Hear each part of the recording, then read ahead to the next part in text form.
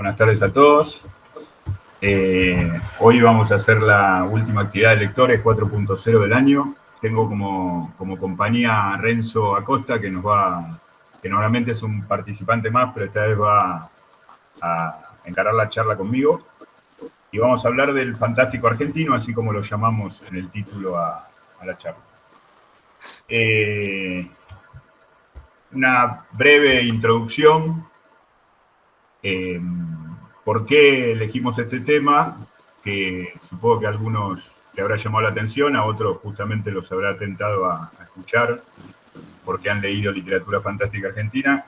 Bueno, creemos en principio que la literatura fantástica argentina es uno de nuestros elementos que nos destacan como cultura nacional, ¿no?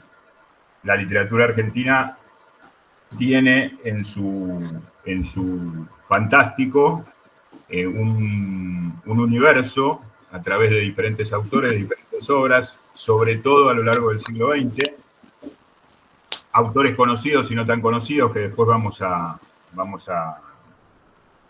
enumerar y a hablar de algunos de ellos y analizar algunos cuentos de ellos, pero que conforman todos ellos con sus diversidades y sus estilos un corpus, un mundus, un universo que se complementa con uno y otro y que sin más nos enorgullece, digamos, como argentinos. Algo similar, como para destacar en principio esto último que dije, es lo que sucede con el tango, por ejemplo, ¿no?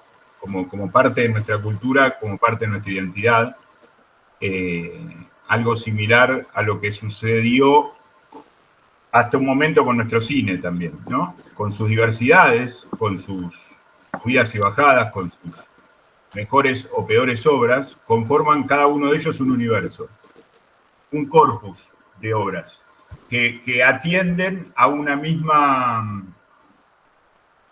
gama o a un mismo objetivo, a un mismo imaginario.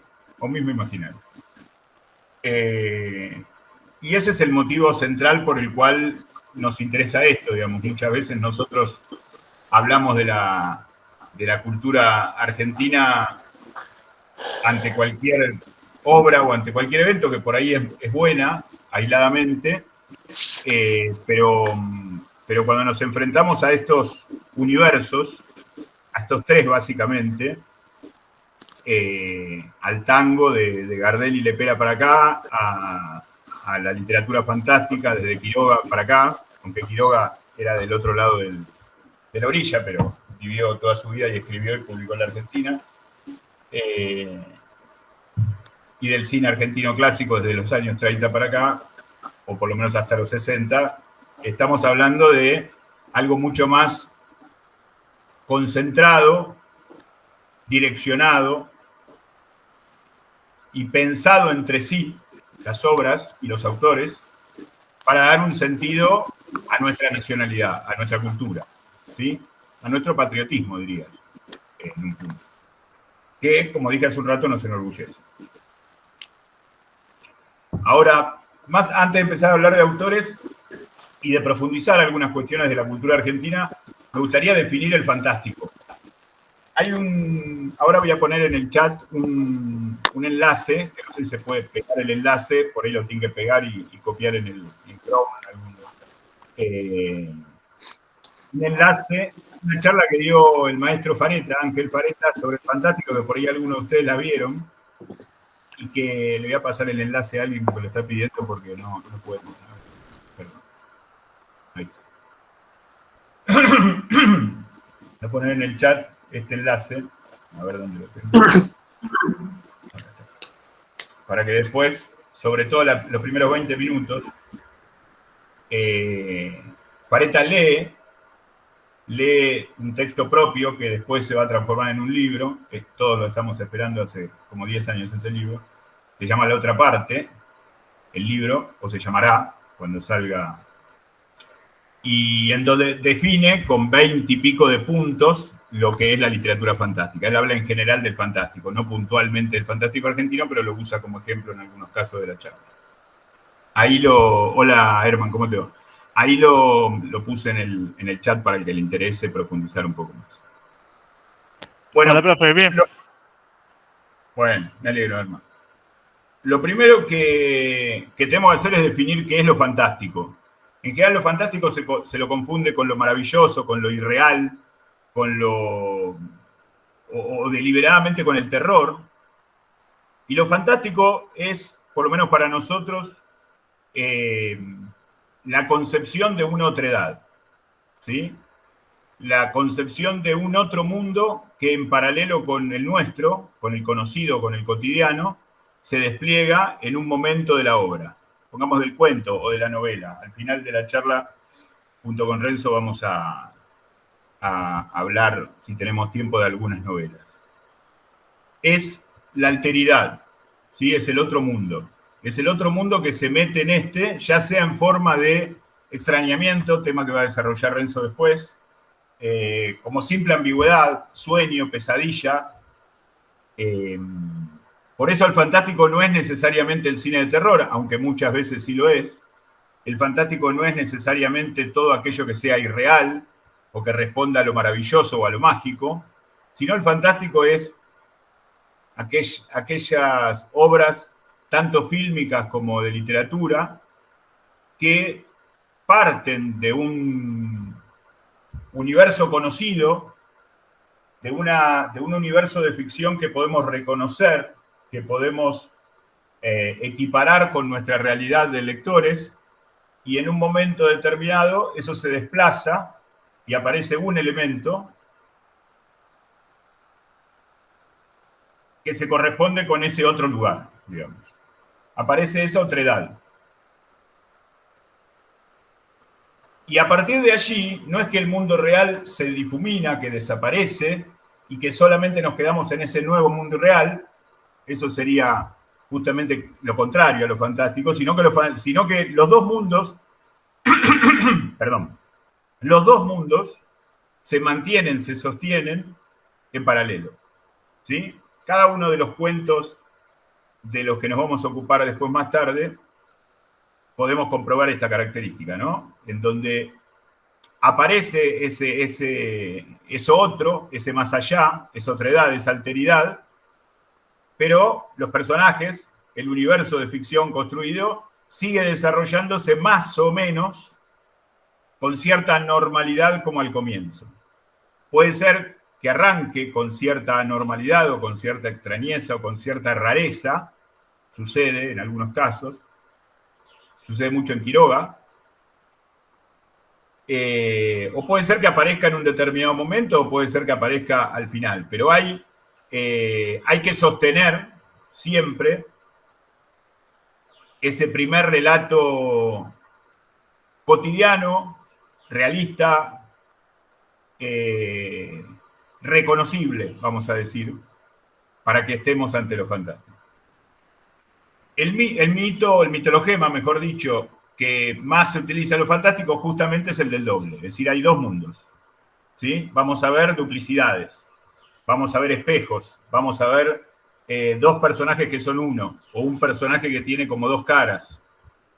Lo vamos a ver, como decía antes, a través de cierta ambigüedad, a través de un sueño, a través de una aparición, a través de un delirio, pero siempre vamos a reconocer el fantástico a partir del mitologema del doble. Es decir, de que estamos acá, pero hay otra cosa. Estamos en este mundo, pero hay otra cosa. Que esto no es necesariamente un acto de fe, puede serlo, pero es básicamente un otro sentido a aquello que vemos en la superficie. ¿Sí? Lo podemos relacionar con una profundidad determinada que el primer golpe de vista no nos muestra ante una determinada realidad. Lo podemos ver como literalmente como otro mundo, lo podemos ver como la zona oscura de un personaje o de una situación, de una trama, lo podemos ver como un doblez simple y llano como cualquiera de nosotros tenemos o podríamos tener, ¿sí? Una duplicidad, un otro adentro de nosotros mismos. Y este tema del doble y más o menos todo lo que venimos charlando, se termina de cerrar como hecho fantástico a partir de la idea de que hay un lector del otro lado y de que eso impacta doblemente, es decir, ese doble se juega entre el narrador y el lector. Es decir, el personaje, los personajes, por ahí un determinado personaje que no necesariamente es el central o el yo narrador, termina reconociéndose en el lector o completando esa duplicidad a través del lector. Es decir, el lector también es de alguna manera, como el contemplador en el arte plástico, como el espectador en el cine, también es de alguna manera esa otredad, esa otra cosa que está del otro lado del espejo, ¿sí? Y que se siente interpelado, se siente juzgado, se siente llamado a reflexionar sobre eso que está leyendo.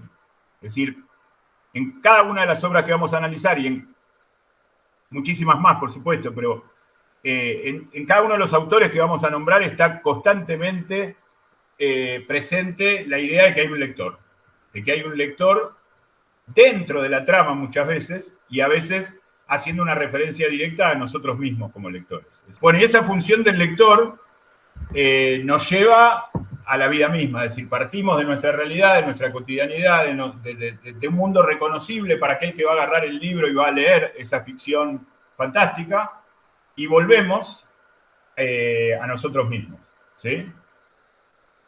Y después, como último elemento de esta introducción, y después vamos a charlar un poco con Renzo y vamos a pasar a analizar los cuentos, inclusive completando un poco más esta idea o completándola a través de los ejemplos.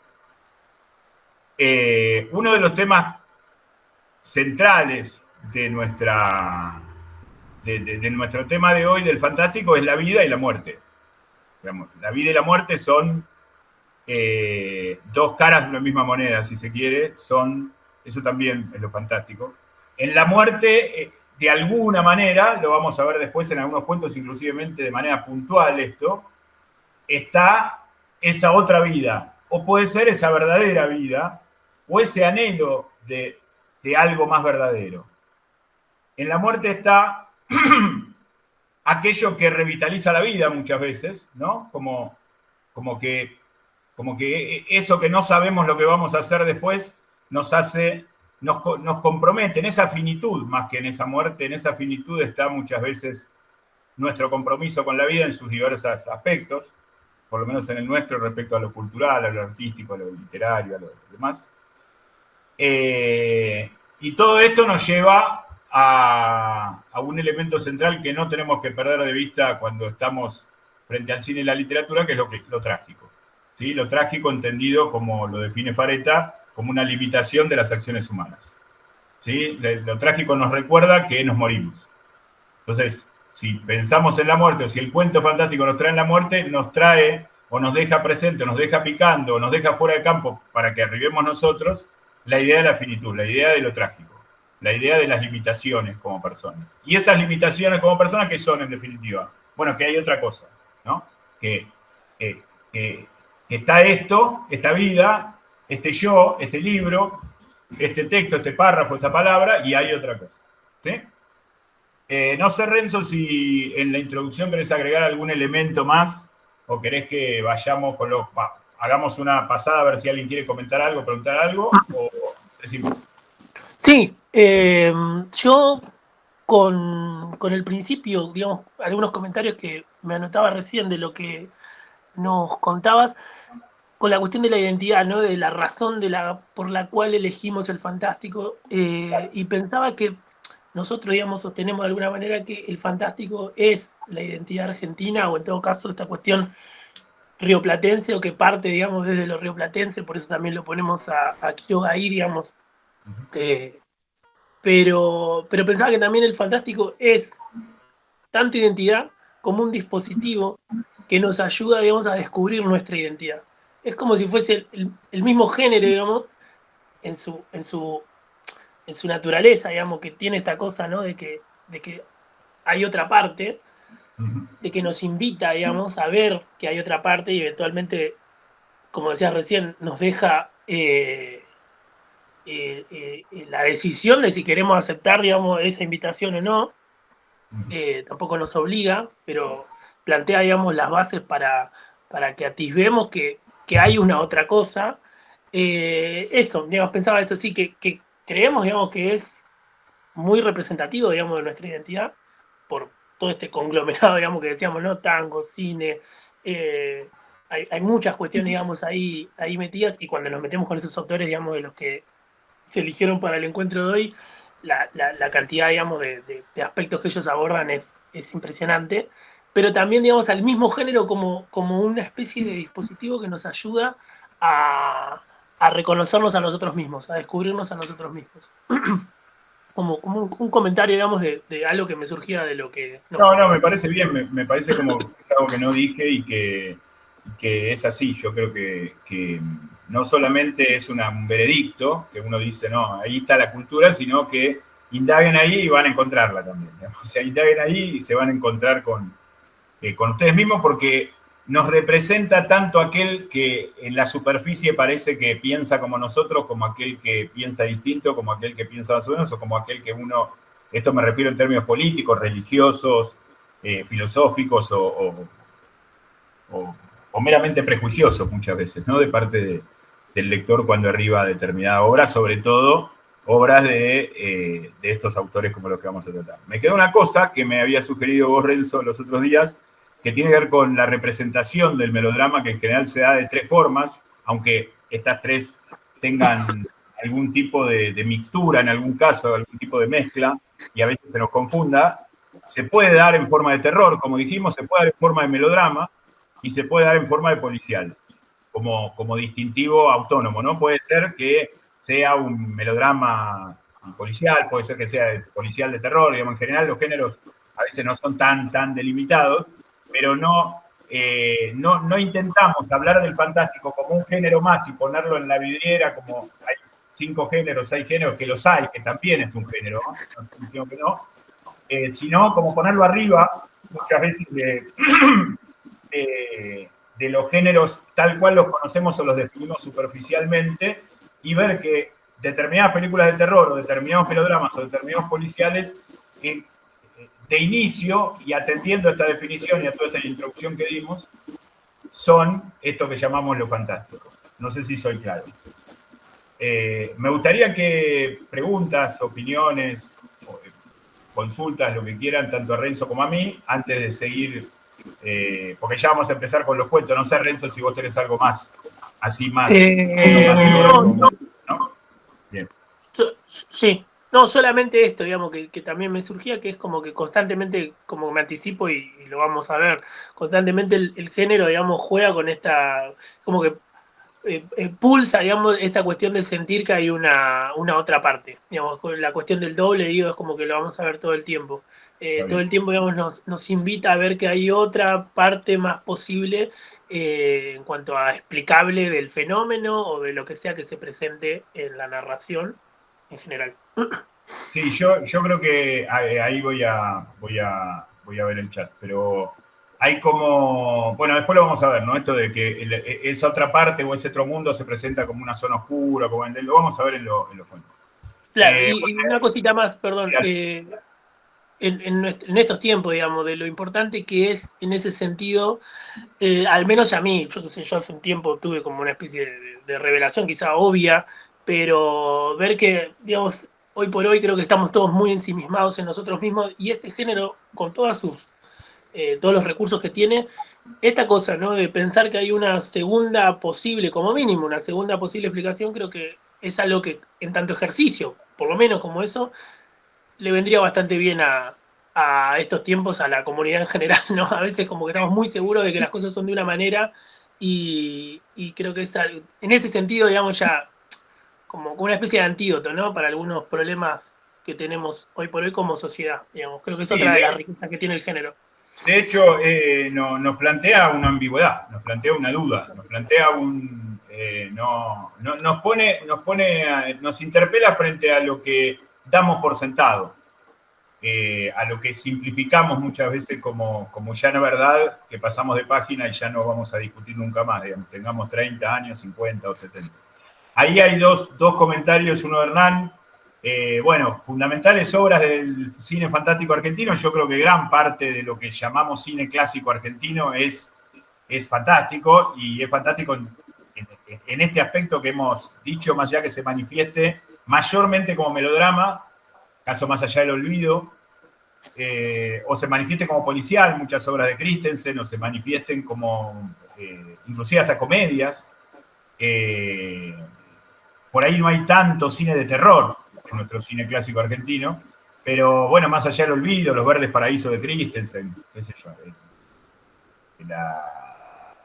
Los pulpos de Christensen también, ¿cómo es que se llama la secta del trébol? Qué sé yo, hay infinidad de obras, digamos. Yo creo que de alguna manera nos referimos, cambiando lo que haya que cambiar, porque esta es una charla literaria, nos vamos a dedicar a la literatura, vamos a hablar de autores literarios, vamos a analizar cuentos. Pero haciendo todo el traslado que tanto vos, Hernán, como muchos de los que están acá pueden hacer, todas las definiciones que dimos y las trasladamos al cine, de alguna manera, el cine argentino clásico, por lo menos en las versiones de Sofici, Romero, Hugo del Carril, Christensen, Sadlak y Tiner, prácticamente todas sus buenas películas entran dentro de la figura, no es que se escapan de ahí. Y después José decía, es algo así como lo decía Piglia, de leer un picnic como si fuera una historia policial y viceversa. Bueno, sí, de alguna manera sí, no conocía ni sé el contexto en que lo dijo Piglia, no conocía la frase, pero de alguna manera es como ese ida y vuelta en donde si nos ponemos acá está el allá, y si nos ponemos allá estamos acá y está el allá, ¿no? Es como esa vuelta doble, que es básicamente la explicación del doble, digamos, del reflejo. Sí, yo creo que sí, digamos, acá Pile hace referencia a una historia policial, entonces no me quiero meter con el género puntual, porque inclusive no sé en qué contexto lo decía, pero de alguna manera es como inclusive a veces hasta simplificar determinados recursos de lo que se está contando, bajarlos en una primera historia, digo, en la parte más superficial, en la trama, en el argumento,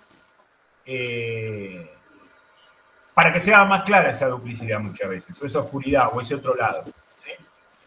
Bueno, ¿alguien más quiere comentar algo, preguntar algo? Bueno, ¿querés que vayamos, Renzo, con los cuentos que vas a vos? Dale nomás. Sí, por supuesto. De los cuentos que se subió como material de lectura, yo me quedé con 3 puntualmente para traerlos y pensarlos un ratito acá, que son el de Borges, Las ruinas circulares, el de Bioy Casares, En memoria de Paulina, y el de Silvino Campo, La pluma mágica. Lo presento, digamos, como el planteo, ahora los repasamos a los 3. Pero la figura con la que yo me quedé, más que nada, para traer los 3 cuentos, es esta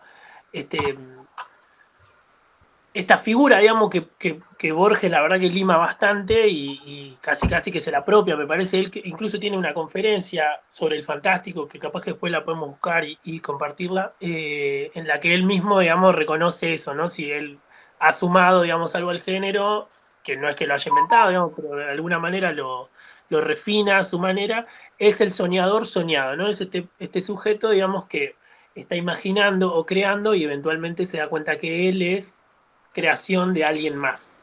Que es, digamos, algo que se hace muy, que está muy expuesto, digamos, en las ruinas circulares. Es la historia de un mago, digamos, todo el clima de la presentación del cuento se vuelve nebuloso, digamos, sabemos que nos está escamoteando ciertos datos, ¿no? Para crear justamente todo esto, toda esta cuestión de lo ambiguo, ¿no? Esto es como muy importante y lo vamos a ver.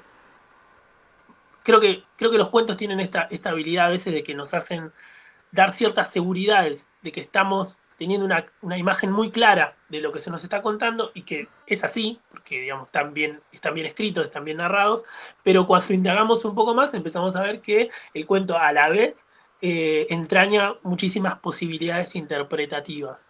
En una primera historia, digamos, como para mantener ciertos términos, del maestro Ángel Fareta, en una primera historia es un mago, digamos, que se dispone como propósito único, digamos, de su ser, soñar a un otro y a ese otro traerlo a la realidad. Y cuando lo logre, es un proceso muy largo, digamos, está sintetizado al estilo de Borges en 4 páginas, pero es un proceso muy largo que es muy interesante también analizar cada una de esas etapas. Es casi como una especie de recorrido, digamos, del desarrollo de la técnica humana en lo largo de la historia, si queremos.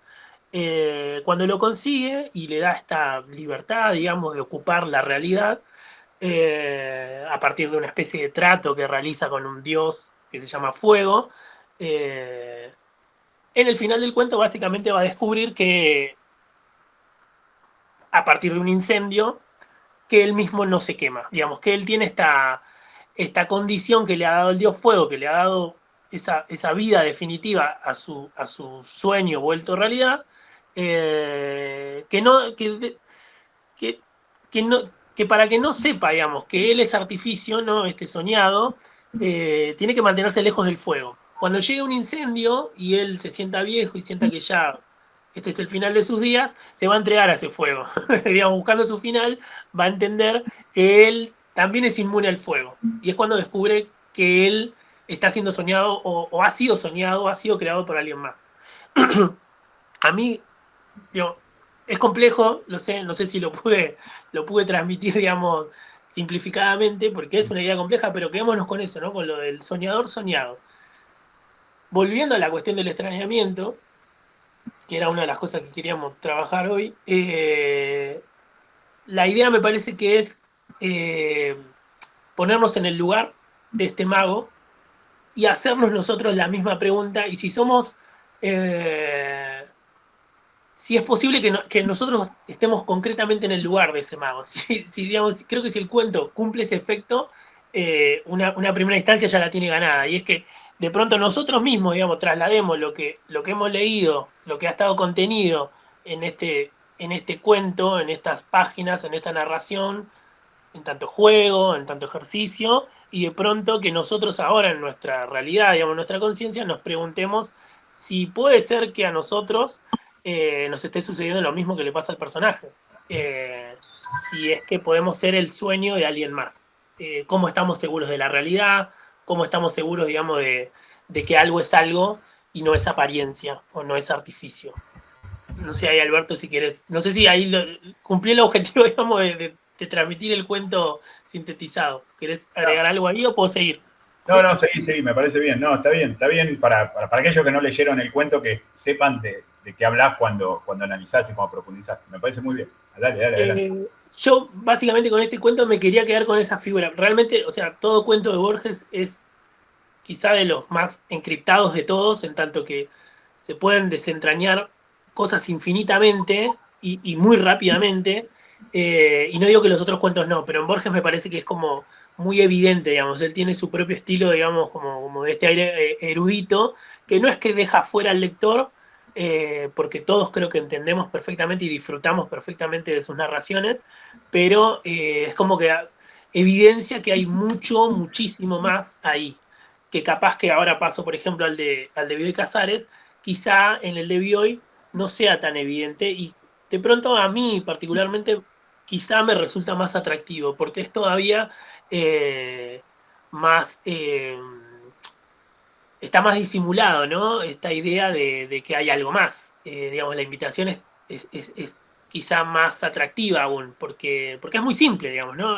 Bioy va a manejar más que nada situaciones quizá cotidianas, ¿no? Siempre hay como una cosa de historia de amor, de historia de amor, digamos, terrible siempre, o por lo general, de lugares comunes, digamos, no nos vamos a encontrar con este contexto, digamos, en que yo presentaba esta cosa medio mística, ¿no? Del cuento de las ruinas circulares, sino que son situaciones comunes en un contexto, digamos, muy cercano al nuestro, contemporáneo, digamos.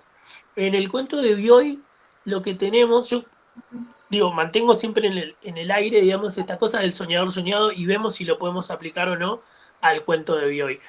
lo planteo como recurso, como uno de los recursos del género fantástico que me resultan interesantes y que sirve, digamos, como ejercicio para ver cómo funciona en los cuentos en general. En el de Viola lo que tenemos es una especie de triángulo amoroso, ¿no? Hay una especie de sentar ciertas bases de una armonía, que es la relación que tiene el narrador con Paulina. Se da por sentado, digamos, de que son almas gemelas. Siempre, digamos, prestemos atención en esto, en que el punto de vista es el del narrador, y el narrador está contando lo que él ve, lo que él siente. Digamos, somos presa de alguna manera de su punto de vista, lo cual ya nos habilita que pueda haber ahí inmediatamente el punto de vista de otro de los personajes que están siendo narrados y que puede ser muy distinto al del narrador. Pero sigamos. Tiene esta relación, ¿no?, con esta chica que se llama Paulina, da por sentado de que son almas gemelas, pero eventualmente va a aparecer un tal Montero y de forma inexplicable para el narrador, Paulina se va con él o Montero se la lleva, digamos. También sigamos con esto de la ambigüedad, ¿no? Cada uno hará su lectura y tomará sus decisiones. De alguna manera no tolera o no soporta esta situación porque, digamos, su mundo, que era esta armonía de ser él y Paulina una misma cosa, se cae a pedazos, se da cuenta que es una mentira, viaja a Europa durante 2 años y vuelve, y al volver se vuelve a encontrar con ella. Ella directamente lo viene a buscar a su casa y él de alguna manera reconoce que, digamos, entiende que hay una especie de justicia, ¿no? Y esa justicia es que ella está volviendo con él. Seguimos, porque digamos el cuento de hoy me parece que tiene muy interesante que hoy mencionábamos, ¿no? Lo del cómo aparece en el melodrama, el policial, el terror. A mí me parece que este cuento puntualmente pasa por los 3 matices. Y el cuento mismo es como que va abriendo nuevas explicaciones sobre los planteos anteriores. Cuando aparece ella de nuevo y él le adjudica a eso una explicación determinada, acto seguido va a entender que no, que es otra posibilidad, que tiene que ser otra posibilidad porque se entera que Paulina está muerta. Lo cual, digamos, él ignora completamente porque hizo ese viaje y no estuvo, digamos, rompió contacto con todo y lo ignoraba completamente. Entonces, la explicación siguiente que él se da es que el alma de Paulina se le apareció desde un más allá para hacer este acto de justicia, ¿no? Según su parecer, que era, de alguna forma, Paulina reconociendo que cometió un error en irse con el otro. Pero a raíz, en esa cosa policial, ¿no?, de ir descubriendo el misterio, a raíz de ciertas cosas que él va a ver en su memoria luego, de ese reencuentro con ella, entiende que no, que tiene que haber otra explicación más, y llega, digamos, a lo que me parece a mí que es como el matiz del terror, que realmente es muy terrorífico, y es que no. Estas son sus explicaciones. A mí me encanta, porque la ambigüedad está en todos los niveles posibles. Esa es la explicación de él.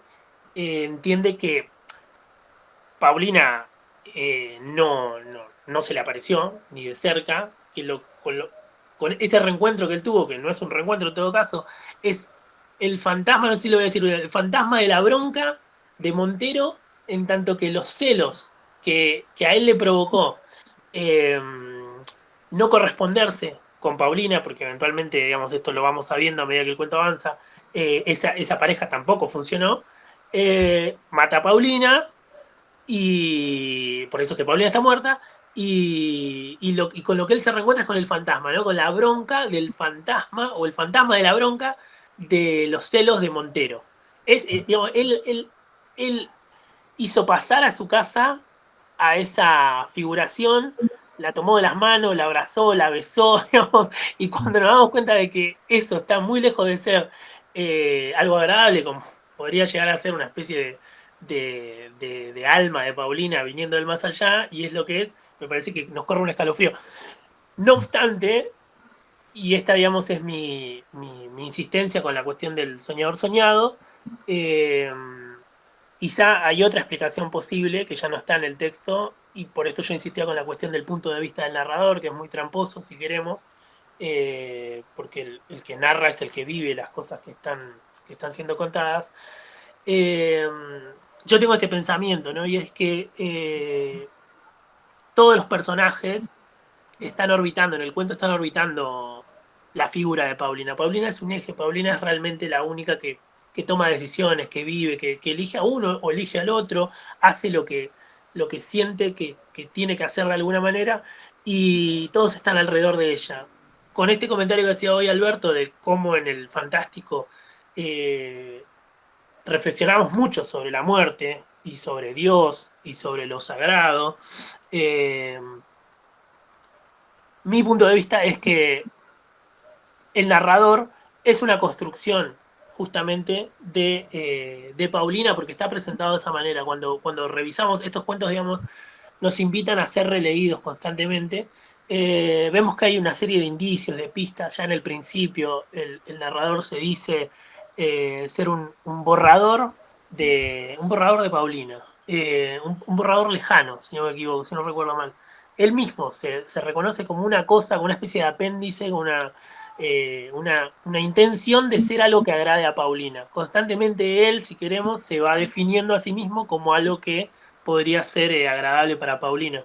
Cuando, cuando reflexionamos esa posibilidad, creo que podemos llegar a hacer el vínculo con esta figura del soñador soñado, en tanto que ya no es un creador que se descubre creado por un otro, sino que ahora tenemos justamente el punto de vista de ese creado, que en las ruinas circulares no lo teníamos. Por ejemplo, en las ruinas circulares vemos de alguna manera el punto de vista de este mago, ¿no? Que se va a descubrir en algún momento que él es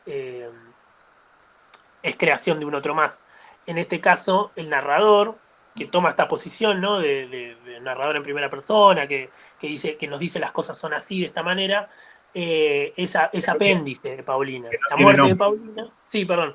Que no tiene nombre el narrador. Que no tiene nombre. Y que no tiene nombre, no lo afirmo, pero es el juego, ¿no? Que nos invita el género.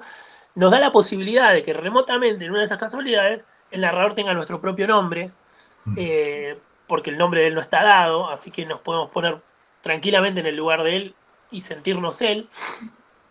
Y si jugamos ese juego, nos encontramos con esta situación otra vez, ¿no? Con este extrañamiento tremendo, repentino, donde el mundo se da vuelta y donde somos la proyección de alguien más. No somos de alguna manera dueños de nosotros mismos.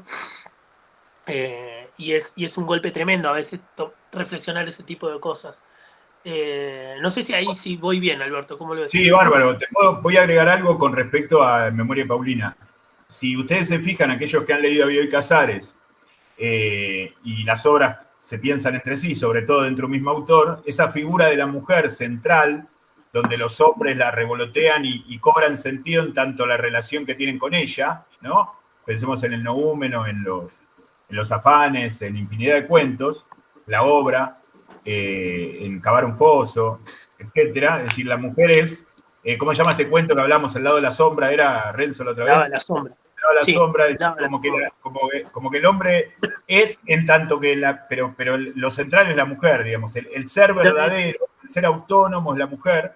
Y en este cuento, si aplicamos todo ese bagaje bioicasaresco, digamos, y le sumamos la mirada de Renzo, lo que acaba de analizar, calza perfectamente, no sería ninguna, digamos, estamos preparados para pensar más allá que este es uno de los primeros, en Memoria de Paulina es uno de los primeros cuentos que publica Bioy. Es el primero, ¿no? Si no me equivoco, el primero de todos. Sí, creo que es el primero. En cuanto a publicación.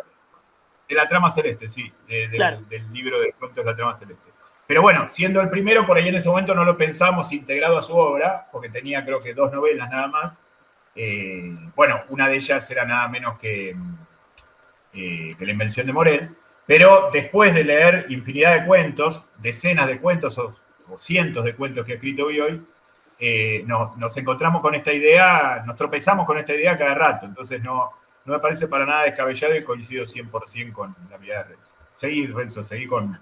Sí, a mí me gusta eso, me gusta que el género siempre el fantástico siempre nos va a invitar a ese ejercicio.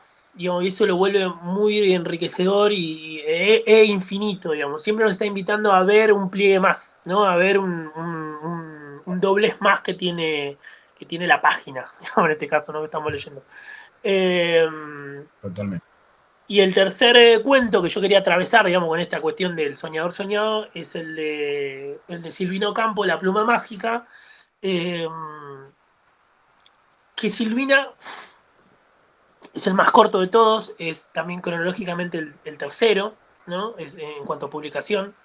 Y me sirve, digamos, esas cosas en tanto que a veces la pienso a Silvina en algunos de sus cuentos, que no sé si en general, digamos, pero como una especie de, al menos en este ejercicio que planteé, como una síntesis de los dos anteriores. Si en los dos anteriores teníamos el punto de vista del soñador soñado y en el de Bioy teníamos el punto de vista de ese que está siendo soñado por un otro, que a la vez también es soñado por otro más, me parece que en La pluma mágica podemos atisbar una síntesis de las dos posibilidades. Porque algo que me interesaba a mí de remarcar del género y cómo el doble, el mitologema, ¿no? El doble se repite constantemente, es que nos podemos quedar con la idea, ¿no? De la dualidad.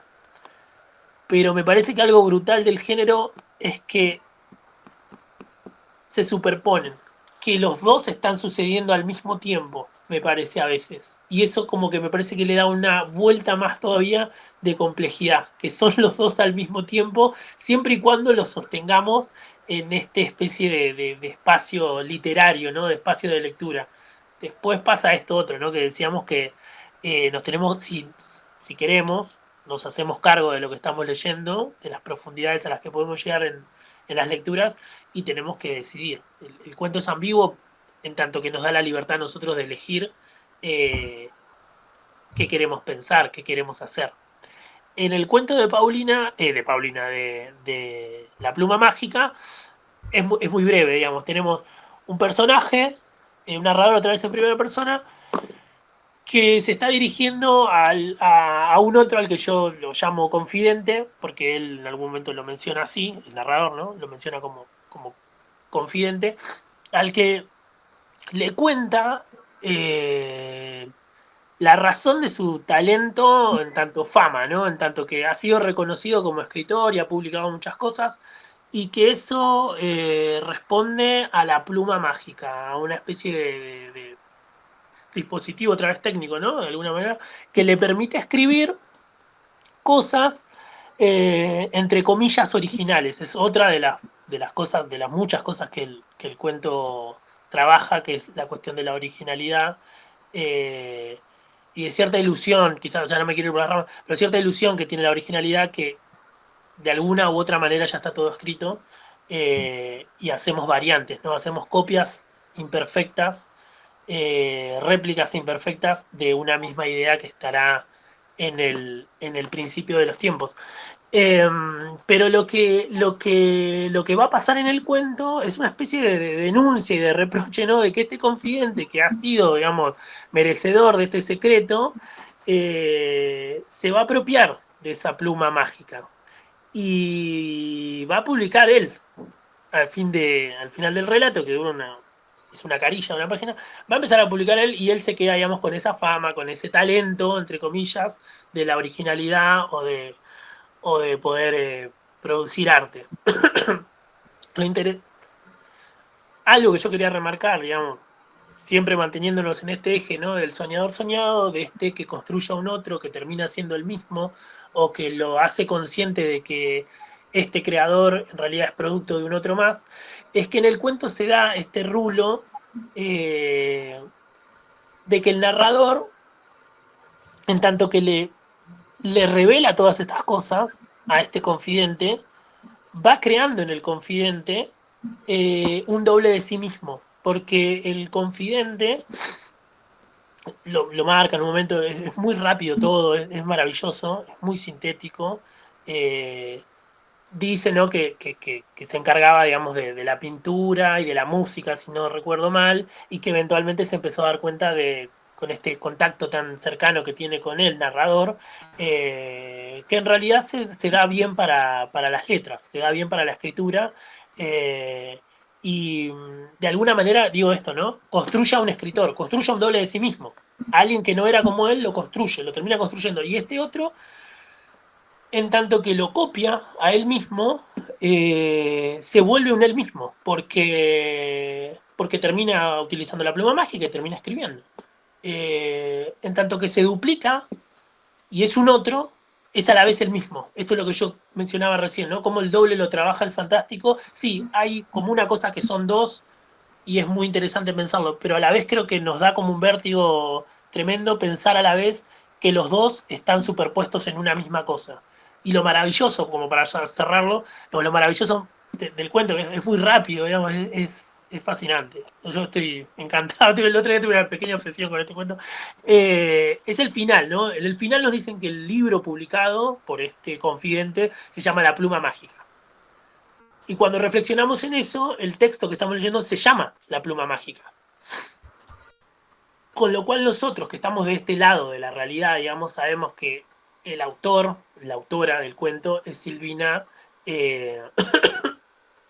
¿no es esto? Silvino Campo.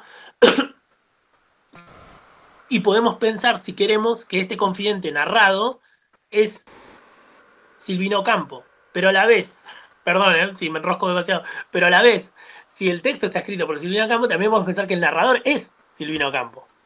Me parece como un ejercicio maravilloso donde de alguna manera se refleja esta cosa, ¿no? Del doble que se superpone en uno mismo, y de este creador creado, ¿no? Este creador que cree que está creando y que a la vez está siendo creado por un otro.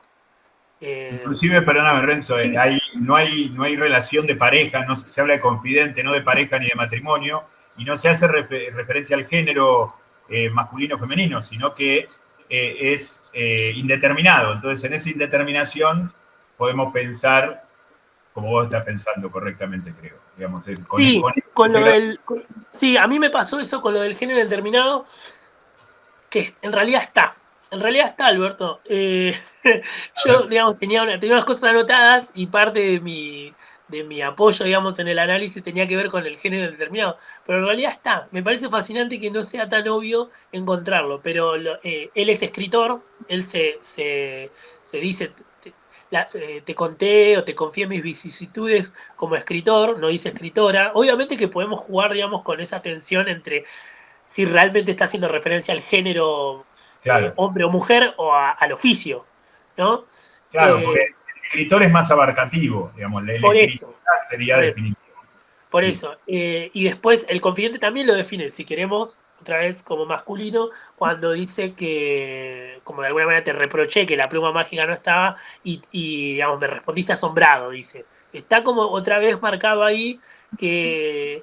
Pero, pero bueno, no sé, me parece que igual la invitación a esto que yo mencionaba está hecha. Me parece que igualmente está hecha porque bueno, podemos pensarlo masculino en tanto otro, o bueno, femenino en tanto la otredad, pero me parece que sigue jugando, me parece que sigue jugando y es No, maravilloso. sí, se podrían llamar Julia y Rubén y funciona todo lo que dijiste antes, digamos, no hay ningún problema. Pero bueno, pero me pareció como que hay una búsqueda de parte de Silvina de Sí, ocultar o de dejar muy sutilmente esta cuestión, porque de alguna manera está hablando ella misma. Es decir, se sí, puede llevar al campo de la realidad, inclusive de ella con Bioy, o de Bioy con sí, ella, o de ella con su hermana, o podemos jugar un montón de cosas, pero en términos un poco más duros, más teóricos, más profundos, si vamos al mitologema, funciona perfectamente independientemente del género de uno u otro. Está sí, clarísimo. sí, por supuesto, sí,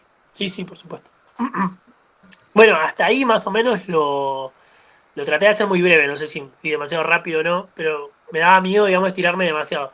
Es, Nada. es medio embrollado, digamos, la figura, ¿no? Del soñador soñado, y cuando uno lo empieza a aplicar, digamos, como enrevesar un poco. Pero me parece, volviendo otra vez a esta conferencia que da Borges, muy interesante, que se llama El Fantástico por Borges, o algo así, es una de estas de las 7 noches. él me gustó esto, digamos, que él de alguna manera, se dice, si yo le pude agregar algo al género, es esta cuestión del soñador soñado. Y me parece que es divertido de alguna manera cuando nos metemos con el género, buscar estas cosas, encontrarlas, jugar también el juego este, ¿no? De que siempre hay una otra posibilidad en el género y que están ahí, hay ciertos recursos o dispositivos que nos hacen más llevadero esa búsqueda. Bien. Bueno, gracias, Renzo, buenísimo. La verdad que me parece muy bueno esto de que te hayas concentrado en esta cuestión del soñador soñado para llevar a cabo los tres, porque se entendió perfectamente la exposición y aparte aquellos que leyeron el cuento lo entendieron más y aquellos que no van a correr a leer el cuento y van a terminar de entenderlo, más allá de que esto después se subirá al YouTube y lo podrán volver a escuchar aquellos que lo necesitan. Perdón, una cosita más. Sí. No, sí, es que es esto, es que capaz que puede llegar a ahuyentar un poco si es que quedó complejo o no. Pero a mí me parece algo muy importante ver esto, en cierta manera, como un juego, ¿no? Como nos invitan a encontrar el misterio, a ver esa otra posibilidad. Y querramos o no, muchas veces encontrarnos con lo tremendo, digamos. Es como también otra vez esta dualidad de que es un juego, es divertido, pero muchas veces los temas que se están tocando son temas muy tremendos, digamos, que nos hacen pensar cosas muy tremendas y muy pesadas y a la vez son necesarias. Creo que son necesarias, son muy importantes hoy por hoy. Reflexionar algunas cosas en esos niveles. Está muy bien. Sí, lo podríamos decir así, inclusive, si como prueba científica de lo fantástico, si queremos, para exagerar un poco, si están esos pliegues, si hay más pliegues dentro de los pliegues y si el juego se extiende a una otra posibilidad, si los personajes son dos, pero son uno, pero son dos, pero son uno, es porque estamos en lo fantástico, ¿no? Es como la prueba de que estamos hablando de lo mismo, digamos, o de que el cuento, la película, la novela, se cierra con esto que estamos diciendo. Si no, quedaría fuera de muchas de las cosas que nosotros estamos diciendo. No es que nosotros seamos los que le damos palabra a estos autores, cualquier cosa menos eso, pero esto que estamos analizando, o esto que estamos teorizando, o esto que estamos pensando con ustedes, puede ser también parte del juego, esta prueba de que estamos ante lo fantástico justamente por el tipo de análisis, más allá del qué del análisis, por el tipo de análisis que encaró Renzo recién con los tres cuentos, el de Borges, el de Bioy y el de Sique. Bueno, voy a hacer otros tres cuentos más. La idea es recorrer en principio 8 autores, pero bueno, vamos a ver 3 cuentos más y después vamos a recomendar 2 novelas, o unas cuantas novelas, pero sobre todo 2 novelas de 2 autores que por razones de no tener los mejores cuentos, de no haber publicado muchos cuentos, no los elegimos para el material de lectura, que son Marechal y Bianco, que son 2 de nuestros grandísimos escritores, como todos estos que estamos trabajando, y ahora vamos a trabajar con un cuento de Cortázar y un cuento de Marco de Nevi, un escritor bastante olvidado y bastante menospreciado y que está al nivel de todos los que venimos hablando. Y finalmente uno de Quiroga, cortito, que es como, de alguna manera, hasta cronológicamente, ¿no? El origen de nuestra literatura fantástica, si queremos rioplatense, ¿no? Podría ser Lugones también, o qué sé yo. O nos podemos ir hasta Edgar Allan Poe, obviamente, también. No es que inventamos todo. De hecho, Borges solamente se jacta de esto del soñador soñado, pero sabe que es parte de una tradición y que en tal caso se eslabonó con ella. Los 2 cuentos que voy a trabajar ahora tienen que ver con las cartas, ¿no? Uno es Carta de mamá, de Cortázar, y otro es Cartas peligrosas, de Nevi. Y me parece muy interesante esto de las cartas porque está constantemente esto que hacíamos referencia hace un rato a partir del yo lector, ¿no? Y del lugar del lector en el personaje y del personaje del lector, porque las cartas las escriben los personajes y las leen los personajes y actúan en función de esa lectura, ¿no? Y de alguna manera, más allá de que son 2 autores distintos, muy distintos, de Nevi y Cortázar, más allá de que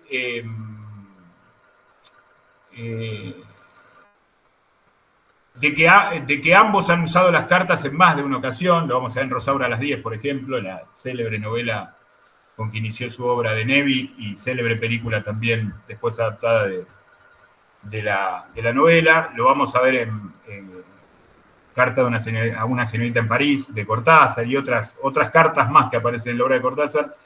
Pero nos interesó particularmente Carta de Mamá porque nos parece donde está el Cortázar más puro, en tanto este juego planteado que roza de alguna manera. Carta de Mamá es una pareja de recién casados que se van a vivir a París y a los 2 años empiezan estos conflictos de las cartas que llegan de la mamá de Luis, ¿no? Luis y Laura se casan así medio de apuro. Laura era la novia de Nico, el hermano de Luis. Se casan de apuro tras la muerte de Luis, o mejor dicho, la convalecencia ya mortal de Luis, y en la luna de miel de ellos muere el hermano, muere Nico, que era el novio de Laura, y que se insiste en que era la pareja ideal para Laura más que el propio Luis, que es, de alguna manera el cuento está contado desde el punto de vista de él, y se van a vivir a París en contra de toda la mirada social que los rodeaba. Y empieza, y se cartean con su madre, que se quedó sola. Un hijo se le murió, el otro se le fue. Y la madre empieza a hacer referencia al tema tabú, que es Nico. Nico es el hermano muerto, ¿no? El hijo muerto. Referencias directas. Nico les manda saludos, Nico tiene ganas de ir a visitarlos. Hasta que les dice Nico viaja a Europa la semana que viene en tal barco y tal, le da precisiones, y las cartas, como después vamos a ver de una manera todavía más fantástica en de Nevi, las cartas terminan provocando en ellos un cambio de la realidad. Es decir, ellos entienden que verdaderamente esa persona muerta, ese fantasma va a venir y va a aparecer, y lo terminan viendo de alguna manera. Lo terminan viendo en la estación cuando van los dos por separado, a espaldas del otro, a ver si realmente es Nico quien viene 2 años después de muerto a visitarlo. Que de alguna manera es esa visita constante que tienen de Nico en ese tabú, que es un tema que no hablan durante los 2 años. Si bien Cortázar tiene esta tendencia clínica, digamos, a desviar el fantástico hacia la locura, o hacia la falta de razón, o hacia, digamos, como que no entra de lleno, me parece que en cuanto a lo sugestivo, en cuanto a todo este dispositivo que Cortázar va armando, cierran con muchas de las cosas que Renzo planteó en los 3 análisis que hizo, tanto de Las ruinas circulares, de Memoria de Paulina y de La pluma mágica. Me parece como que el hermano, que es el doble claramente, Nico de Luis, Luis de Nico, la duplicidad visto desde el punto de vista de Laura, hay como que esa duplicidad entre los 2 hermanos está vista por el propio hermano vivo. Nos podemos imaginar de alguna manera, el cuento hasta nos lo sugiere, cuál sería la mirada del hermano muerto, y después de las 2 mujeres, la madre de él y la mujer de él, y toda esa sofisticación de vida parisina, que no es más que una cuestión distractiva y evasiva frente a esa realidad que no pueden aceptar, que ellos mismos crearon como evasión y que no pueden vivir. Hay una frase que es la primera oración del cuento, que me parece una definición de lo fantástico extraordinaria. La descubrí hoy después de leer el cuento unas 10 veces más o menos. No 10 veces para este encuentro, pero lo he leído muchas veces en mi vida desde que tengo 20 años. Y el cuento Carta de Mamá de Cortázar, que es un cuento de 10, 15 páginas, empieza diciendo: muy bien hubiera podido llamarse libertad condicional. Después describe a qué se refiere, ¿no? Que es la vida de ellos en París. Bueno, el fantástico es una especie de libertad condicional, ¿sí? El fantástico no solo en Cortázar, pero para seguir profundizando la introducción, o para que estos ejemplos nos sirvan para seguir pensando en la introducción. Nosotros somos libres a partir de los condicionamientos que nos pone el texto, así como somos libres a partir de los condicionamientos que nos pone la realidad, pero es una libertad, es una forma de libertad. Pero tiene que ser condicional, no tanto condicional en los términos literales del término castrense o legal a la figura de libertad condicional, sino en el sentido de que tienen que estar puestos en escena, que tienen que estar puestos en escritura esas condicionalidades. Tienen que estar esos pliegues, tienen que estar narrados. Tiene que estar esa construcción que tanto en el caso de Borges, como en el caso de Bioy, como en el caso de Silvina, como en el caso de Nevi, como en el caso de Quiroga, y por supuesto acá en el cuento de Cortázar están. Una de las cosas interesantes del cuento de Cortázar es cómo desde la primera carta que él hace desaparecer hasta las siguientes cartas que la madre sigue escribiendo, no hay mucha referencia a lo que él le contesta, porque él como que cumple con la madre, como que se quiere sacar el problema encima, él tiene esa actitud desde que se fue de Buenos Aires. Las cartas de la madre como que van subiendo de tono en eso fantástico. Se van como agrandando. La primera es Saludos de Nico, cuando Nico hace 2 años que se murió, esa carta desaparece. La otra es Nico tiene ganas de ir a visitarlos, otra Nico no sé qué, y la cuarta es Nico viaja tal día, tal hora, espérenlo que... Hay inclusive un intento de desviarlo hacia otro personaje que vive en Buenos Aires y que suponen al principio que la mamá se equivocó de nombre al escribir, que por supuesto son cartas escritas en puño y letra en los años 50. Estamos en los años 50 y referencias concretas, literarias, teatrales y fílmicas. Pero evidentemente eso que no sabemos si la madre está un poco mal de la cabeza, si la madre está jugando con ellos, esta ambigüedad, estos pliegues, que puede ser esto, pero puede ser lo otro. Si ellos necesitan eso para destrabarse, porque están en una situación absolutamente irreal, viviendo una irrealidad, de alguna manera, ellos están viviendo una vida fantástica, pero fantástica en tanto libertad condicional. O si podemos pensar en ese otro lado, ¿no? En que de alguna manera el fantasma de Nico, de tanto negarlo, de tanto ocultarlo, de tanto tacharlo, se nos aparece un poco más flaco, un poco más gordo, pero siempre con ese mismo porte, zurdo, agarrando la valija con la izquierda y todo, y ese que aparece en la estación es de alguna manera el hermano de Luis. Me parece muy interesante la experiencia de leerlo. Obviamente está muy presente el tema del sueño y de las pesadillas. Él reconoce al final, en el gesto de... Él la está espiando a ella, como de alguna manera después entendemos que ella lo estaba espiando a él en la estación, porque fueron por separado, como les dije, cuando van a buscar al hermano muerto. Él la está espiando a ella y reconoce ciertos gestos que reconocía cuando tenía pesadillas y ella no podía explicar lo que le pasaba. Como que de alguna manera ese fantasma ya venía profetizándose, autoprofetizándose en las pesadillas de Laura, y está bueno la utilización del sueño y de las pesadillas como recurso de lo fantástico. Es uno de los, bueno, lo dijimos al principio, ¿no?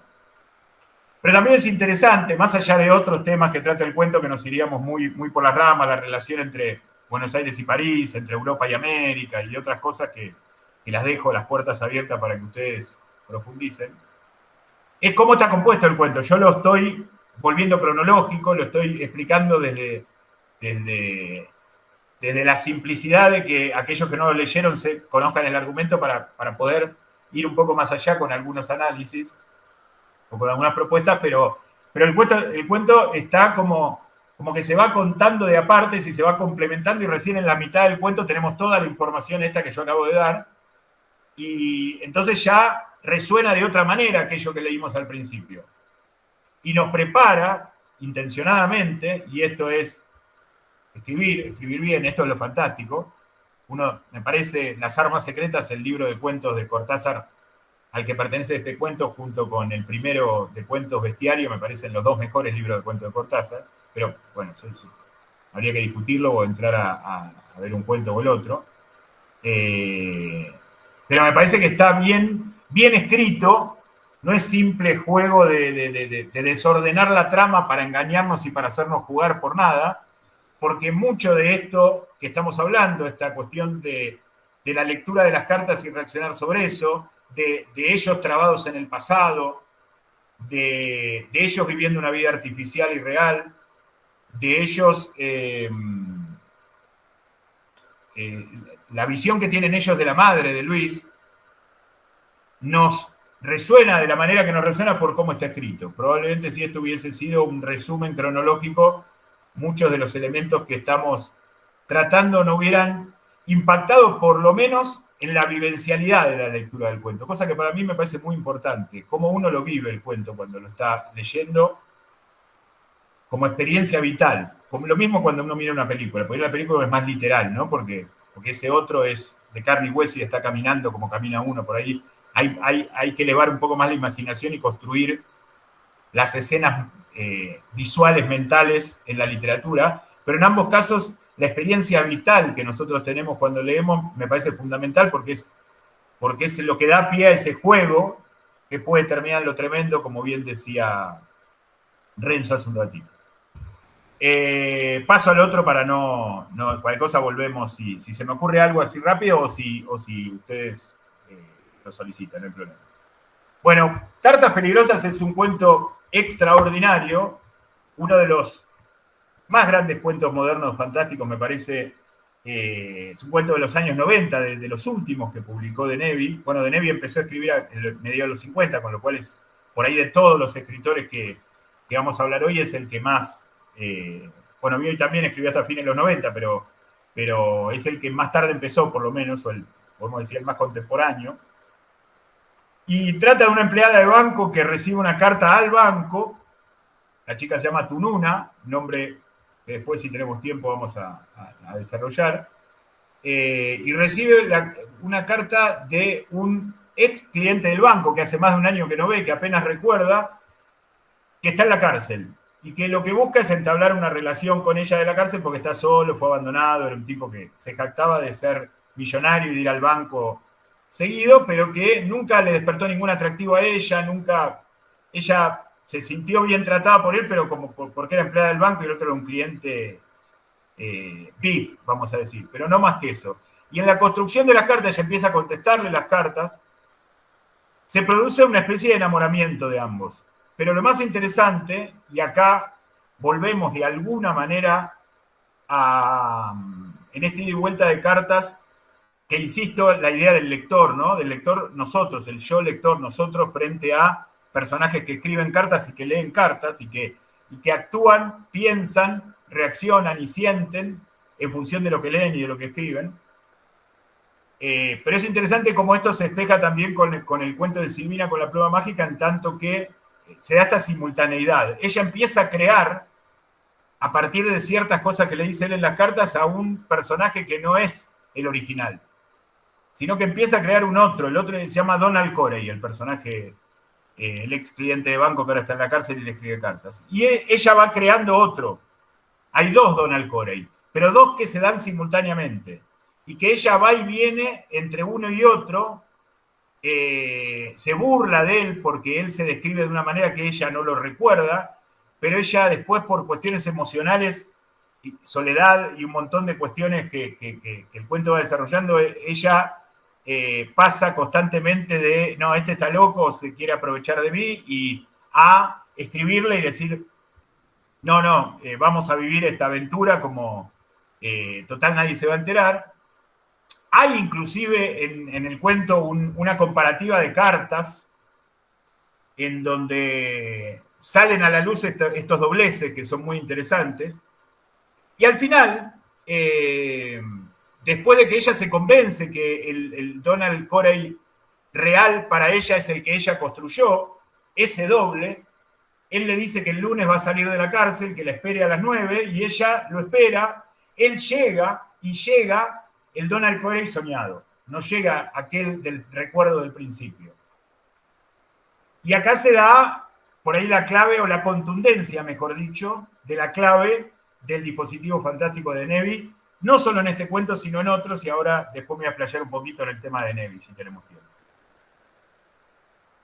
Tienen sexo, tienen relaciones, pasan toda la noche, y a la mañana recibe una carta del Corey que está en la cárcel diciéndole que no ha podido salir finalmente. Es decir, se legitima en la realidad de la ficción la duplicidad, al punto de que hay uno que está en la cama, que fue el que fabricó ella, como de alguna manera Camilo Canegato en Rosaura a las 10 fabrica a Rosaura, o como tantos personajes de Denevi fabrican a partir de sus deseos y sus fantasías a personajes que después se imponen en la realidad. Pero el otro sigue estando en la misma situación penosa que estaba hasta la anteúltima carta, ¿sí? Es decir, se abre una grieta entre estos dos personajes y los dos personajes subsisten. No es que se intercambia uno por otro. No es que hay una transformación mágica del petizo colorado feo con el alto rubio de ojos grises y musculoso, sino que es el mismo, pero son dos, pero es el mismo, pero son dos, y se legitiman esos dos, ¿sí?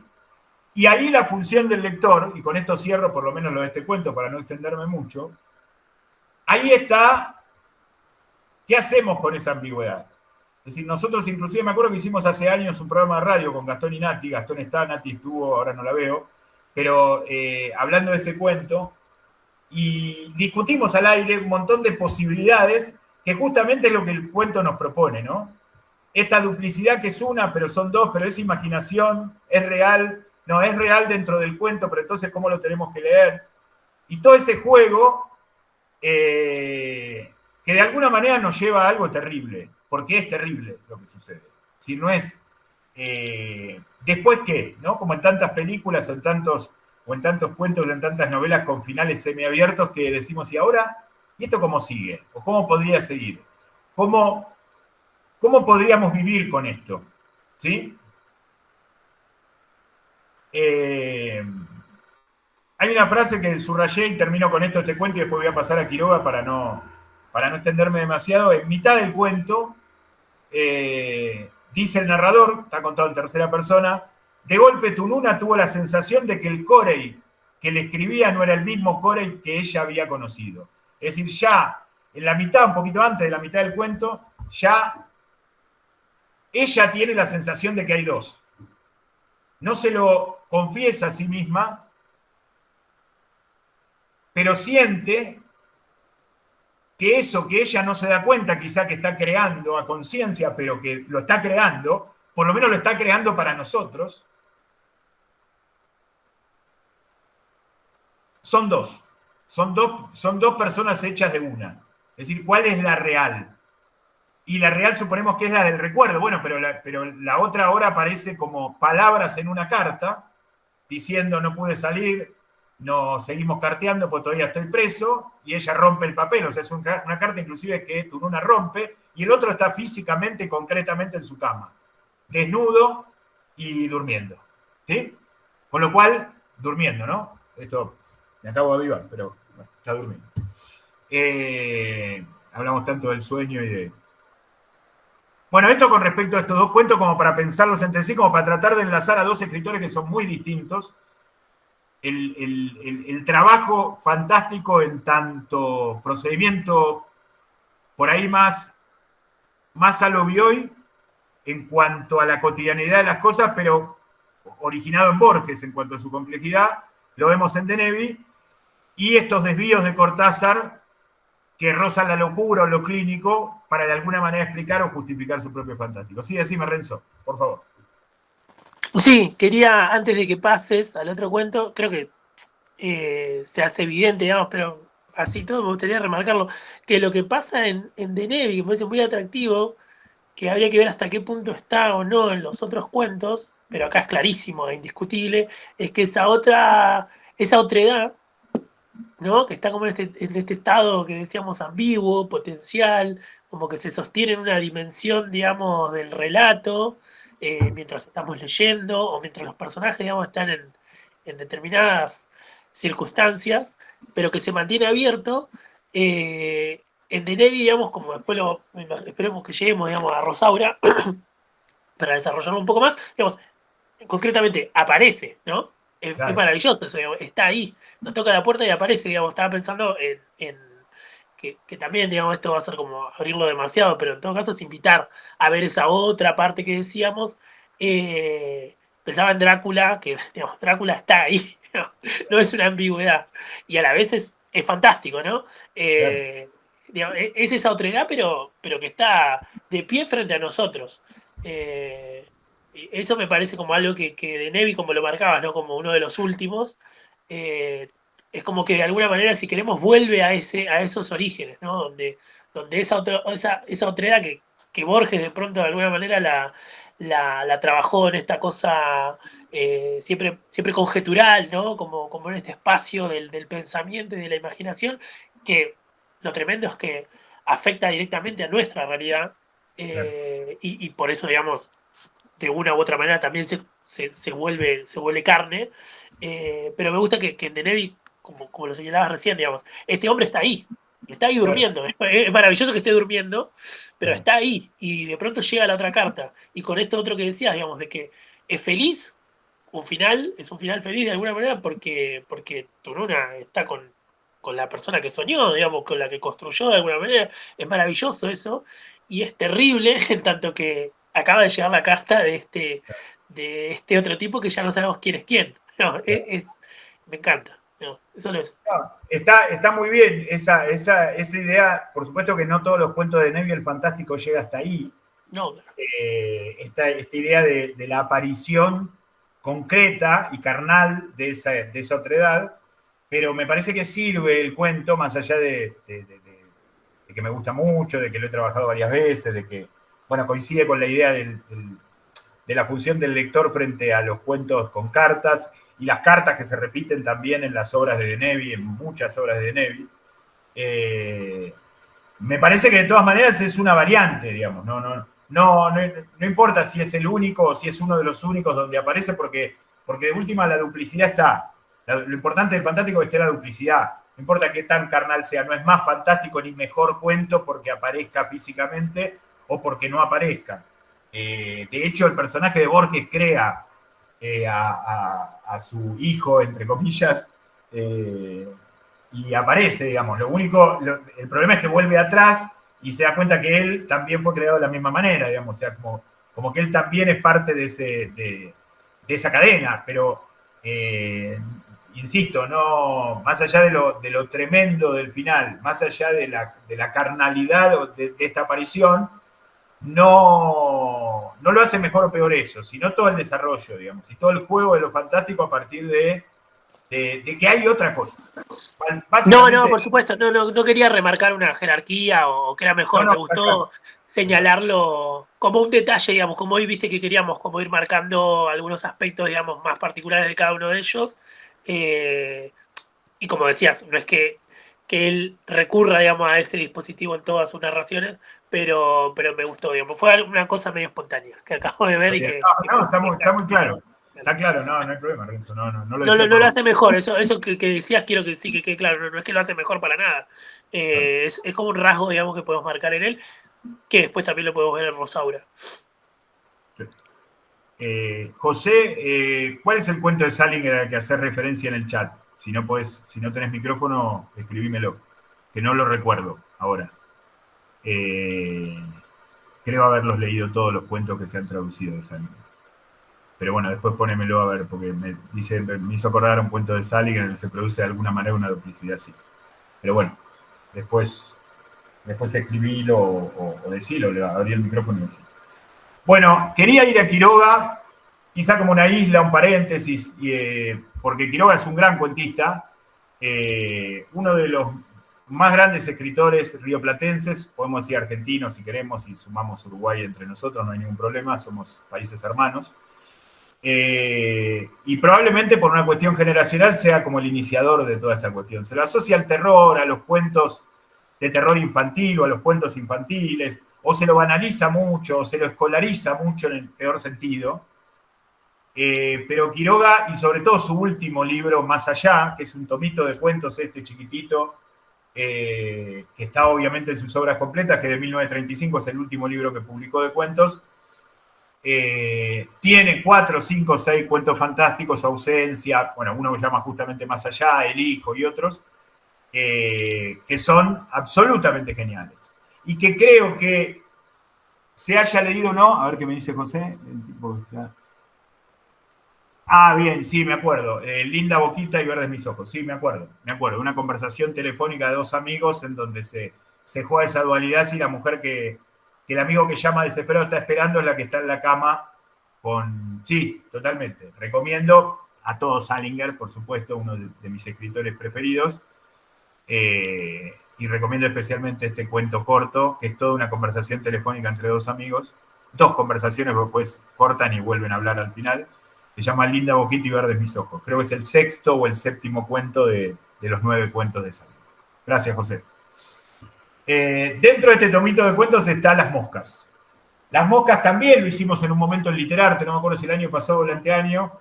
Las moscas es un cuento muy sencillo donde se dan todos los elementos, o muchos de los elementos, mejor dicho, que hemos analizado hoy. Si lo pensamos entre sí, yo no creo tanto en la cronología, digamos, ¿no? Por supuesto que sin Quiroga tendríamos un agujero grande en nuestra literatura fantástica, pero no es que uno le deba al otro. Yo creo que se leen entre sí, se piensan entre sí, dentro de la misma obra de un autor, como hablábamos de Las mujeres de Bioy, o dentro de este universo donde en 3 cuentos, Renzo, uno de Borges, del 40 y pico, otro de fines de los 40 de Bioy y uno de principios de los 60 de Silvina, podríamos hasta entender una lectura entre ellos, ¿no? De que ellos mismos se leían, más allá que lo sabemos a ciencia cierta, ¿no? Que se leían, por supuesto, se leían. Bioy no publicaba una página, sino la supervisaba Silvina, eso doy fe, lo dijo en varios reportajes antes de morirse. Pero nosotros los tenemos que leer entre sí. Me parece que esa es la premisa. Y muchos de los elementos que fueron dichos tanto por Renzo como por mí a lo largo de la charla de hoy aparecen en un sencillísimo cuento, casi sin trama, que es una mínima situación, que es Las moscas, que es un cuento de 2 páginas, 3 páginas, bueno, depende de la edición, el tamaño de letra y demás, pero un cuento muy corto, apenas más largo que el de Silvina. Las moscas es un hombre que en el medio del monte se tropieza con un raigón, con una rama, con una raíz muy grande de un árbol, se cae, se rompe la columna, queda inmovilizado y sabe que se va a morir. Y se relata desdoblándose, él sintiendo que se va a morir y especulando cuándo, ¿no? Y ya ahí ya hay una duplicidad, porque nosotros como lectores podemos empezar a pensarlo. Y después él como espectador del mismo, y después finalmente él como mosca. Después vamos a ver el tema de las moscas, bueno.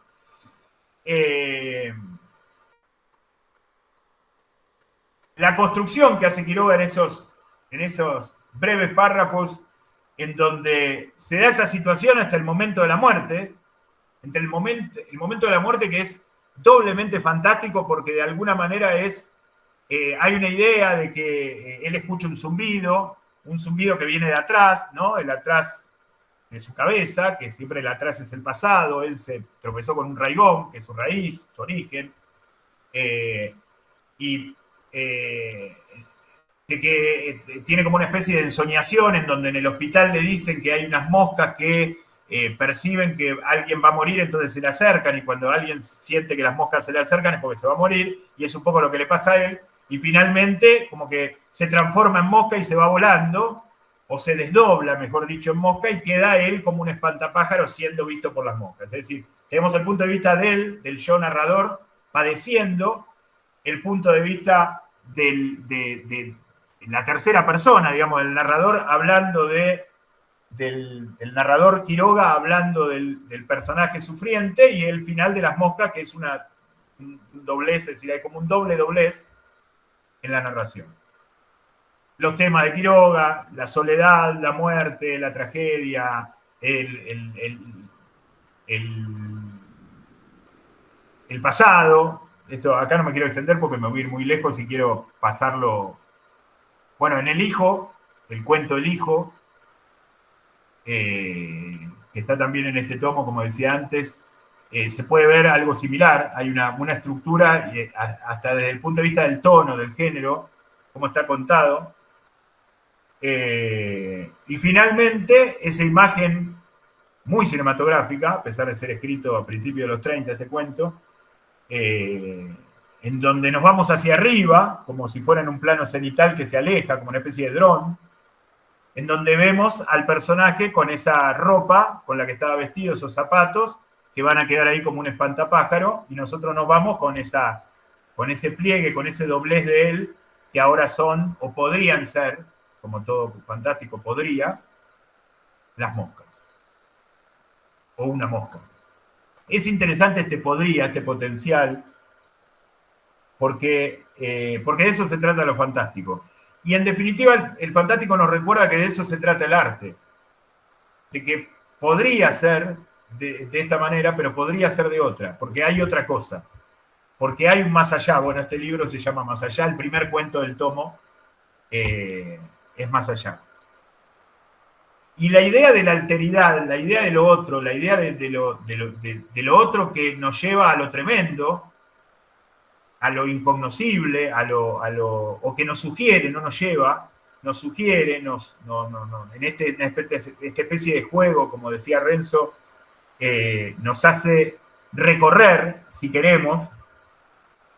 El fantástico de alguna manera nos explica el arte, o nos hace no solo nos fortalece en este caso puntual para reconocernos en nuestra literatura, para reconocer nuestra identidad, nuestra cultura, sino para seguir el arte hacia adelante de nosotros mismos como lectores. Es decir, hacia adelante de los próximos cuentos, de los próximos autores, de las próximas novelas o de las próximas películas. Es decir, es como una especie de manual de instrucciones, perdón la tontería que acabo de decir, pero creo que se va a entender, de manual de instrucciones de cómo leer, digamos, de cómo tomarse en serio la lectura si uno quiere tomársela en serio.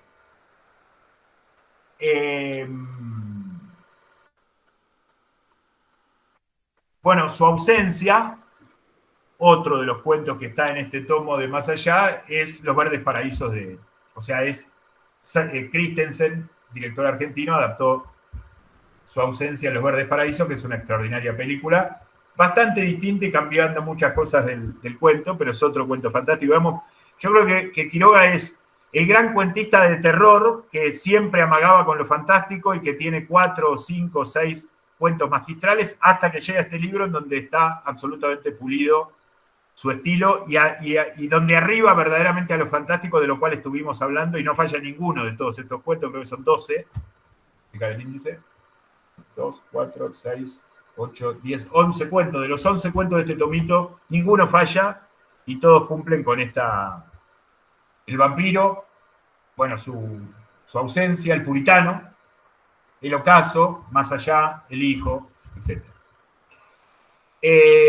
Por la hora no me quiero extender más. No sé si alguien tiene alguna pregunta, porque queríamos dedicarle a la recomendación de algunas novelas y sobre todo, después de hablar de estos 6 autores, aunque sea nombrar al gran José Bianco y al gran Leopoldo Marechal. No sé si alguien tiene alguna pregunta, algún comentario, consulta, opinión, lo que quieran.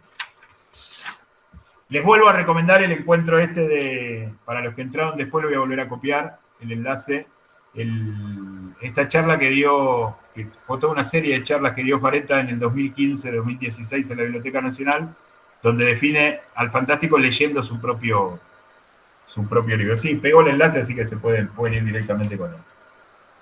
Bueno, un gran autor que ha publicado poco y que se ha dedicado más a la gestión cultural o a la lectura o al arte en general, es José Bianco. A José Bianco le debemos, por lo menos ahora se me ocurren 4 obras fundamentales, de la menor a la mayor. El cuento El Límite, publicado en La Nación, en el diario La Nación, allá por el 28-29, o sea, antes de Quiroga, o contemporáneo a Quiroga. Sombra suele vestir, un cuento largo, novela corta, como la quieran llamar, que publicó allá por los principios de los 40. Las ratas, también una novela corta que fue muy bien adaptada por Zaslavsky en nuestro cine en el año 62. Las ratas es un libro de los 40, también como Sombra suele vestir. Y una de las mejores novelas de nuestra literatura, y me animaría a decir de nuestro idioma del siglo XX, que es La pérdida del reino. La pérdida del reino es, creo que es lo último que publicó en vida Bianco. Es una novela extensa, es una novela publicada ya por 1972, 73, 74, que recomiendo, y recomiendo al autor porque es un autor que está medio perdido, tal vez por lo poco que publicó, por la poca fama que tuvo, pero el tratamiento del fantástico, puntualmente, y de todo lo que dijimos, absolutamente todo lo que dijimos, analizando a los mejores, a Bioy, a Silvina, a Borges, a De Nevi. Bianco está entre los mejores. Bianco está en ese podio. Nosotros elegimos estos 8 autores. Bueno, ahora queda Marechal. Pero Bianco es imperdible. Digamos. Es imperdible en sus narraciones cortas y en sus narraciones largas. No es mucho. Creo que la obra completa de Bianco es esto que acabo de nombrar, más algún cuento más perdido. Y no mucho más. Pero recomiendo especialmente esta novela, La pérdida del reino, que es lo último que publicó, y que es una novela fantástica, extensa, compleja, entonces se va desenmarañando todo un acontecer doble todo el tiempo, y que en las 2 ocasiones en las que la he leído, por primera vez hace muchos años y por segunda vez durante la pandemia, no pude dejar de leerla. No, es una experiencia vital, volviendo a este tema que a mí me parece tan importante. Esto se lo robo siempre a Adrián Smukler, a mi amigo y maestro Adrián Smukler, profesor de cine, montajista, director, que empezamos por la experiencia vital. Es decir, Psicosis de Hitchcock es todo lo que es porque la vivimos y después la podemos contar, ¿no? No es solamente una cuestión analítica, fría, de laboratorio. Y después la otra novela, digamos, el otro autor, que es Marechal. La novela que voy a recomendar, ahora voy a hablar un poco de Marechal, es El banquete Severo Arcángelo. El banquete Severo Arcángelo es una novela de 1963-64. Marechal escribió 3 novelas. Marechal escribió mucho y no publicó tanto. Escribió mucha poesía, Marechal. Escribió unos poquitos cuentos, muchas obras de teatro y 3 novelas. El Adán Buenos Aires en los 40, grandísima novela. Una novela extensa, mítica, una aventura absolutamente genial. El banquete Severo Arcángelo en los 60, y finalmente en el último año de vida, en 1970, el año de su muerte, contemporánea a su muerte fue la publicación, no sé si un poco antes, un poco después, Megafono la guerra. Esas son sus 3 novelas, que son las 3 absolutamente recomendables, pero esta me parece la más saliente de las 3 para que elijan si me piden consejo. Marechal es otro tipo de fantástico, es un fantástico más con más referencias específicas a lo religioso, por su carácter de religioso, católico. Es un escritor extraordinario, es un poeta extraordinario. Bueno, Silvina también lo era. Y en todas sus facetas lo podemos reconocer. Las obras de teatro, la poesía de Marechal es maravillosa. Los cuentos son poquitos, hay algunos, creo que uno hicimos en Literarte, en el programa de radio el año pasado, no me acuerdo del nombre. Bueno, y sus ensayos, ¿no? Centralmente La autopsia de Creso. Y todo ese libro que se llama Cuadernos de Navegación, que escribió en el 66, al que pertenece el tercer ensayo, es Autopsia de Creso, que es una descripción de no solo de la modernidad, sino de la historia del mundo en 40 páginas, que es absolutamente extraordinario y donde uno no puede más que aprender palabra tras palabra. Es un grandísimo ensayista también, Marechal. Ya que estamos con las novelas, y para no profundizar en Marechal y en Bianco, que no trajimos cuentos, que no dimos material de lectura y por ahí ustedes no lo han leído y los invitamos a leerlo, son tan buenos escritores como los otros 6. Vamos a recomendar otra novela de Nevi, vamos a recomendar 4 novelas más. Las ratas, ya dijimos, La pérdida del reino y Las ratas de Bianco, El banquete Severo Arcángelo de Marechal, otra de Nevi, Rosaura a las 10, otra obra de Nevi, habíamos hablado de un cuento, todos los cuentos de Nevi y todas las novelas de Nevi, Ceremonia secreta, el asesino en los días de fiesta, Música de amor perdido. Y después vamos a Para mí el mejor novelista argentino y uno de los mejores novelistas que he leído en castellano, por lo menos del siglo XX seguro, que es Bioy. Nuestro cuentista Bioy es también un excelente novelista, ustedes lo saben, los que me conocen, lo que opino de Bioy. Y dos novelas que me parecen más allá de que sean más o menos conocidas, Diario de la Guerra del Cerdo y El Sueño de los Héroes. El Sueño de los Héroes es y sigue siendo, hicimos un podcast a propósito de eso con Landoni hace poco en los temas de la literatura. De paso aprovecho para decirle que todos los programas de radio de este año y de todas las demás temporadas están en el YouTube, en nuestro canal de lectores, y todos los 20 episodios de los temas de la literatura también. Lo pueden encontrar en el canal de Lectores 4.0. Pero quiero detenerme en el tema de las novelas un segundito y después que cierre Renzo la charla.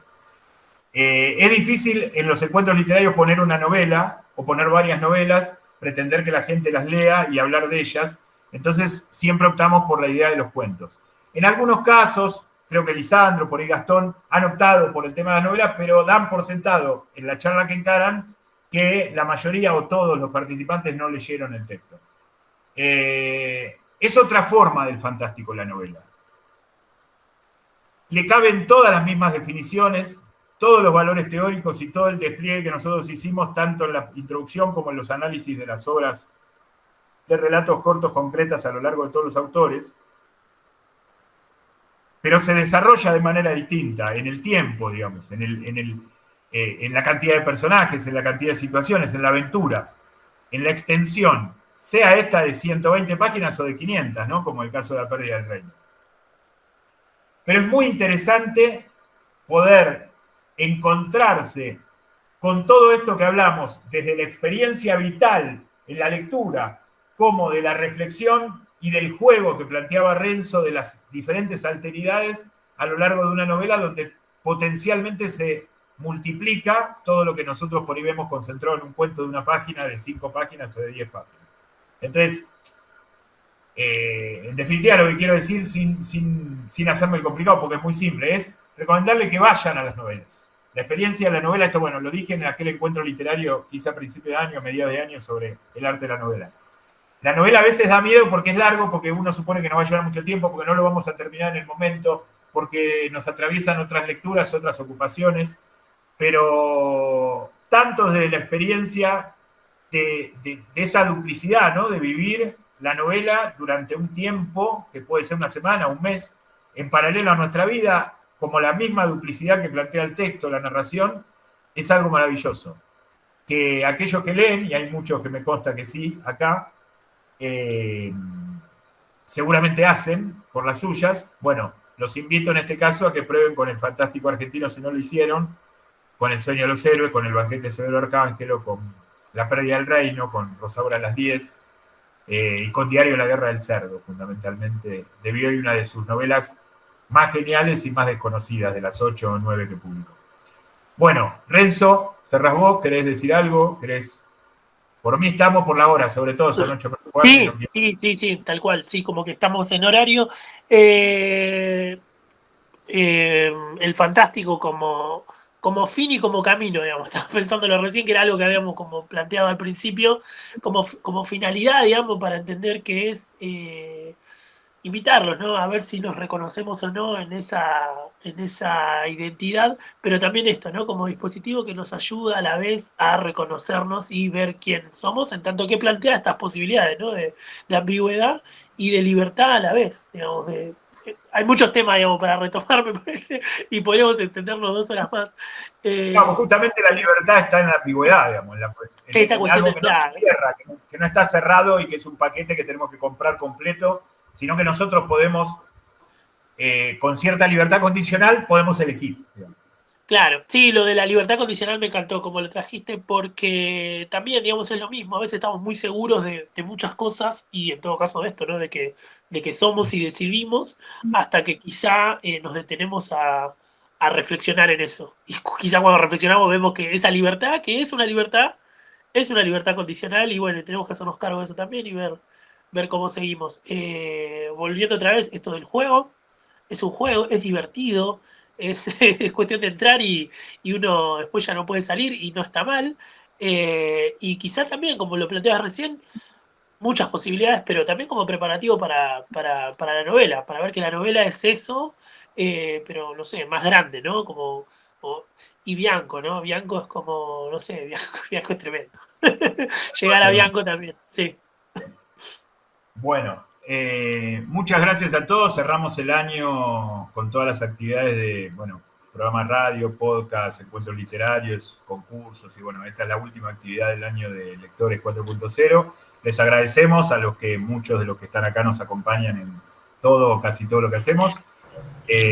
Muchas gracias y buen fin de año, buen año nuevo y que el año que viene sea mejor. Muchas gracias, Renzo, por acompañarnos, esclarecernos. Gracias a vos, sí, gracias a vos, gracias a todos los que están, a los que estarán, a los que estuvieron. Muchas gracias. Seguramente nos escuchen muchos más en el YouTube después cuando lo subamos. Bueno, yo muchas gracias también. Todos los días es un aprendizaje para mí. Yo soy nueva en esto. Sí he leído algunas novelas, pero por ahí está todo lo que han explicado, ¿no? Pero estoy todos los días aprendiendo de ustedes. Muchísimas gracias. Bueno, gracias Rebeca. Gracias a los que nos saludan en el chat. Fausto, Herman, José, Rosy. Gracias. Chau José, chau Rosy, chau Lisandro. Gracias. Chao, nos vemos. Muchas gracias por estar. Nos vemos en la grabación.